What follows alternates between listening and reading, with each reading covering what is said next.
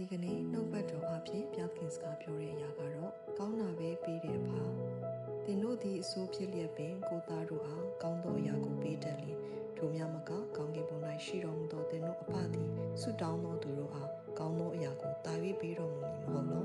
ရှမာသက်ခရစ်ဝင်ခန်းကြီးခွန်ခန်းငယ်7အပြည့်စုံတဲ့လောကဖခင်ကတော့သားသမီးတွေအတွက်ကောင်းတာကိုပဲပေးခြင်းနဲ့ဆိုရင်စုံနေတဲ့ကောင်းကင်ဖခင်ကကျမတို့ရဲ့အတိတ်အနာဂတ်ပြစ္ဆုတ်ပံကာလအားလုံးကိုသိထားပြီးသားဖြစ်တဲ့အတွက်တာ၍ကောင်းတဲ့အရာကိုပဲပြင်ဆင်ပေးမှာဖြစ်ပါတယ်။အခါလေကျမတို့ရဲ့ဘဝမှာဆုတောင်းမိမဲ့အဖြေမရလာတဲ့အခါဘုရားရဲ့မြတ်တာကိုတန်မြတ်ဖြစ်လာတတ်ပါတယ်။ဆုတောင်းချက်အဖြေမရတာကဘုရားကကျမတို့ကိုမချစ်တော့လို့စွန့်ပယ်သွားလို့စသဖြင့်ထင်တတ်ကြပါတယ်။ကျမတို့ကိုအသက်ဆွန့်ချစ်တဲ့ဘုရားရဲ့မြတ်တာကဘယ်အရာနဲ့မှတုနိုင်လို့မရသလိုပေါ်ပြလို့မကုန်နိုင်အောင်အင်မတန်မှကြီးမားလွန်းပါတယ်။ဆုတောင်းနိုင်မရလို့ဘုရားရဲ့မြတ်တာကိုတန်မြတ်မဖြစ်ပါနဲ့။တကယ်တော့မိမိရဲ့ဆုတောင်းချက်တွေအဖြေမရသေးတာကအချိန်မတန်သေးလို့ဖြစ်နိုင်တယ်လို့ကျမတို့ရဲ့အနာဂတ်အတွက်အန္တရာယ်ဖြစ်စေမယ့်ဆုတောင်းချက်မျိုးဆိုရင်လည်းဘုရားကအဖြေမပေးသေးတာမျိုးဖြစ်နိုင်ပါတယ်။ဒါကြောင့်ဘဝမှာဘလို့ချီနေပဲကြုံရပါစေပိုကောင်းတာပြီးခြင်းနဲ့ဘုရားခင်ရဲ့မြတ်တာတော်ကိုတန်မြတ်မရှိပဲအကျွမ်းမဲ့ယုံကြည်စိတ်ချတာပါ။သင်တို့ကိုချစ်တဲ့ကောင်းကင်ဖခင်ကသင်အတွက်ကောင်းဆုံးနေပြင်ဆင်ထားပါတယ်။ရောက်ချင်းစီတိုင်းမှာဘုရားခင်ကောင်းကြီးပေးပါစေ။